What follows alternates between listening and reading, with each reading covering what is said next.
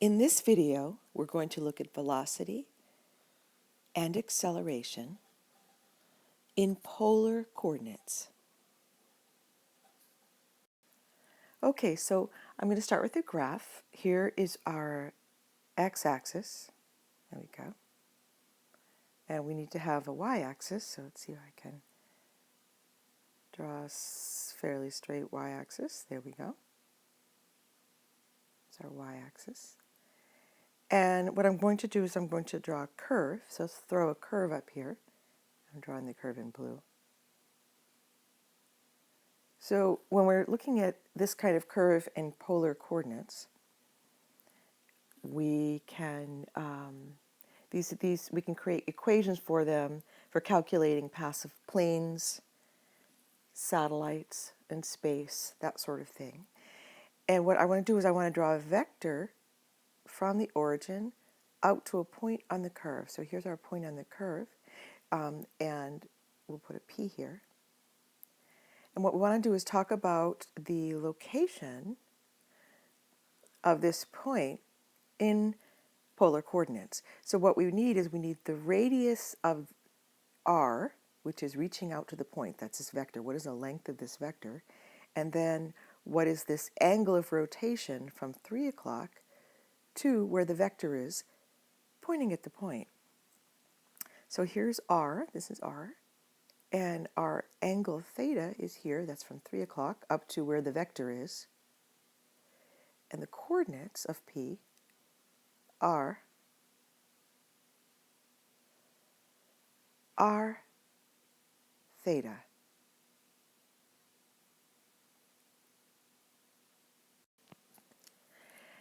When a particle is moving along a curve in a polar coordinate plane, we express its position, velocity, and acceleration in terms of the moving unit vectors, u in the r direction, so we could say a unit vector like this, and that's u, unit vector u of r, and u of theta. Here's our u of theta, of a unit vector going in the direction of theta, and we can see that these two unit vectors are perpendicular. The equation for these vectors, for u of r, is the cosine of theta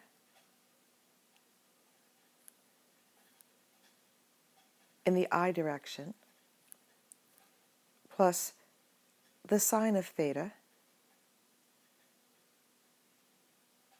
in the j direction, and the equation for the unit vector in the theta direction is a negative sine of theta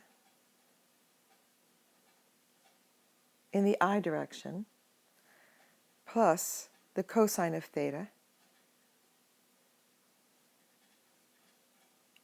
in the j direction. When we differentiate u in the r direction and u in the theta direction with respect to time to find how they change with time, we use the chain rule and we get u of r, and this is the first derivative, so I'll put a dot over it, is du of r d theta times the derivative of theta. So it is actually the first derivative of theta with respect to time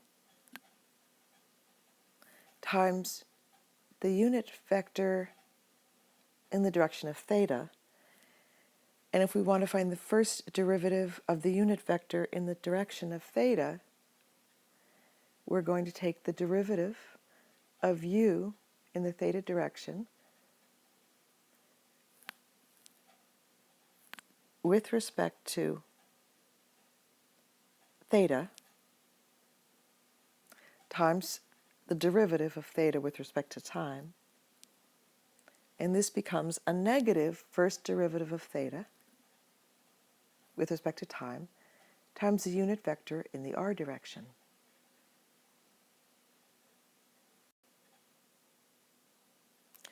And if we look at the unit vector in the r direction, let's remind ourselves that the unit vector in the r direction is vector r over the magnitude of vector r.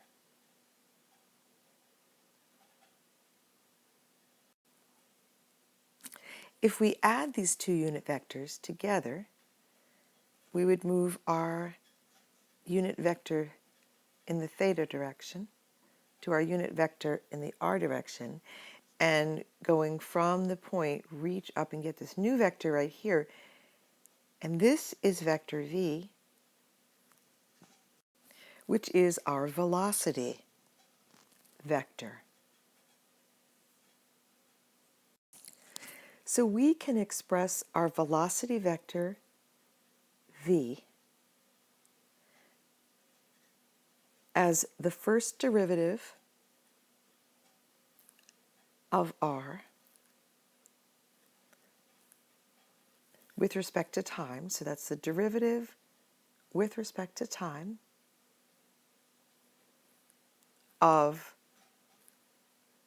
r times the unit vector in the r direction,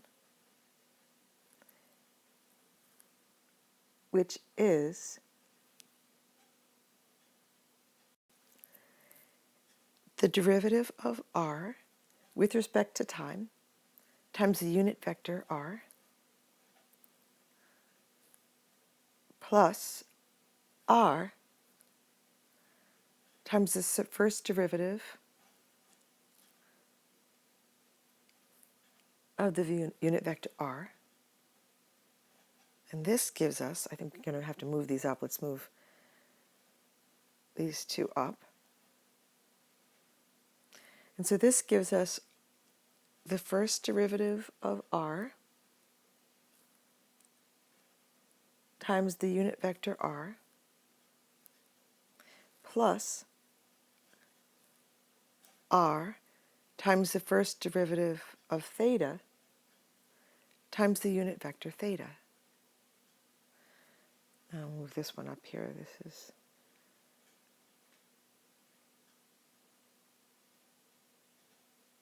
gives us what the velocity vector is.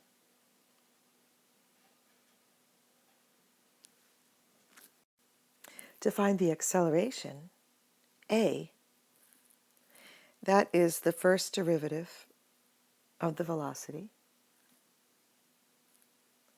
which is going to be the second derivative of r times the unit vector r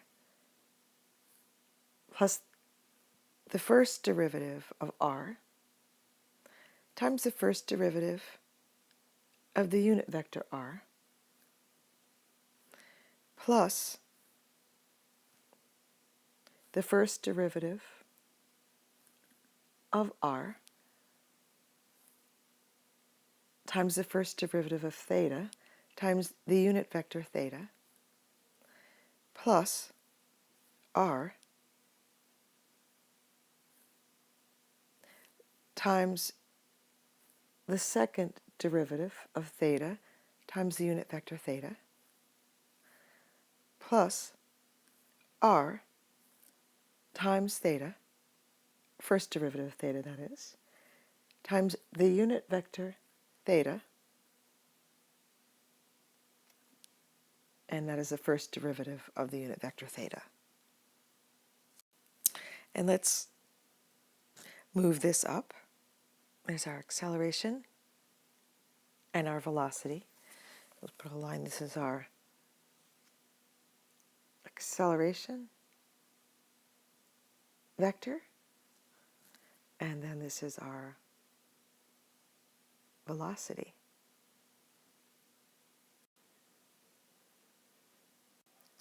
So here I've just drawn an x-axis, a y-axis, and a z-axis to represent 3D space.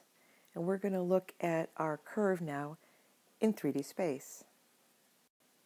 So I don't want to make this too busy. So let me just start with not drawing the entire curve, but instead starting with a point on the curve. Now if we look first in our XY plane, we want to position ourselves underneath this point.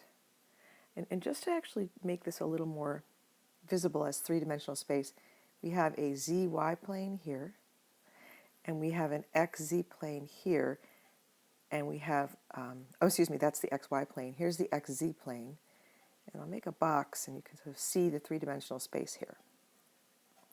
So I'm going to start with, let's use blue, and I'm going to drop down from our point onto our XY plane, and then I'm going to reach out from the origin on the XY plane to a position just below the point in space. And this vector right here is our r times the unit vector r. And then we have this here is we have this angle of rotation here from the x-axis to our r in the, and this is theta.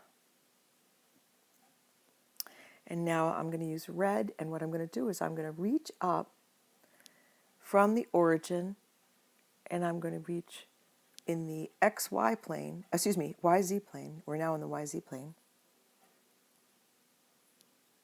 And we have another vector r, and I'll make this one red. And this vector r, our red vector r, is, I'm going to write it over here, r times the unit vector r plus a z times k. And so we're going to look at the z times k. So we are using z and k to extend these equations of motion to three-dimensional space, where zk is this vector right here,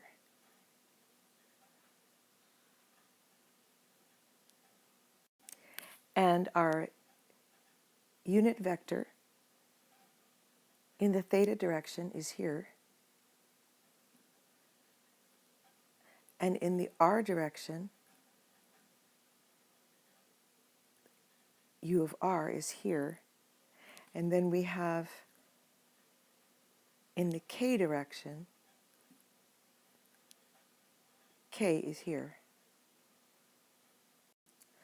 To extend our equation for r into cylindrical coordinates, we want to add zk to the right-hand side of this equation, and when we do that, we get r is equal to r times the unit vector in the r direction plus zk,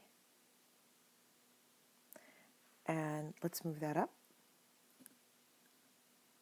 So when we want to find the velocity vector, the velocity is the first derivative of r. So it's r, first derivative r with respect to time, times the unit vector in the r direction. And again, this is the product rule. And then we have r times the first derivative of theta times the unit vector theta plus the first derivative of z times k. Let's move this up. And we can see what we did here when we found the velocity is that we took the derivative of r, and so here we have r times the unit vector in the r direction. So this is a product, so we have to use the product rule. So we take the derivative of the first, which is r, times the second, u of r, plus the first, which is r, times this is the derivative of u of r. with respect to time. And then we add the first derivative of vector z times constant k. So now what we want to do is we want to find the equation for the acceleration. I'm going to write it down here. It's somewhat long. So the acceleration is the second derivative of r minus r times the first derivative of theta, all that's squared, times the unit vector r, plus the first derivative of r times the first derivative of theta, this is with respect to time, plus 2 times the first derivative of r times the first derivative of theta, and that's times the unit vector in the theta direction, plus the second derivative of z times the constant k. So let's move our acceleration equation over a little bit, and let's spread these out so it's not quite so busy. There's our velocity equation, and there's our r equation. So let's clean it up a little bit so it's easier to see these. That looks good. Okay. So let's take a look at how we found the acceleration. So this equation for acceleration warrants some explanation, specifically this piece right here. So what we're doing for acceleration is we're finding the derivative of the velocity equation. So taking this term by term, the first term we're going to need to use the product rule. So let's let u of r be the first and derivative of r be the second. So we have the first, u of r, times the derivative of the second, which is the second derivative of r, plus the second, which is going to be the derivative of r, times the derivative of the first, which is the derivative of u of r. So when we find what is the derivative of u sub r, and it's the derivative of theta times u sub theta. And so if I pull out, let's associate the dr d theta together, and we find the derivative with respect to time of u of sub theta is negative d theta u of r. And then when we multiply this all together, we get a negative first derivative of r with respect to time times the square of the first derivative of theta with respect to time times the unit vector of r. So this right here belongs here. So this expression, or this right here, is the first derivative of this first term, and then, the derivative of the first term. The derivative of the second term is here. That's a little bit more self-explanatory. And then the derivative of zk, well, k is a constant, and we take the derivative of the first derivative of z. So that gives us a second derivative of z. Note that the unit vector for r here, and the unit vector for theta here, and k make a right-handed frame.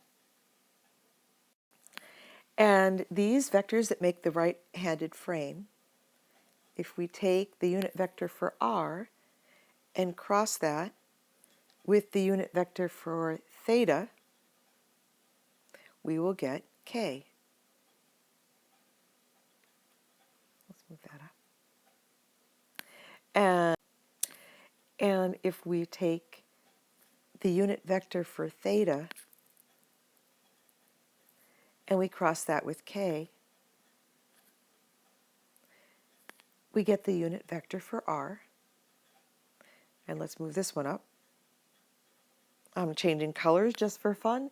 And if we take k times, cross product, cross the unit vector for r, we get the unit vector for theta. Let's move this one down here. There we go. Because these form a right-hand frame, these three vectors.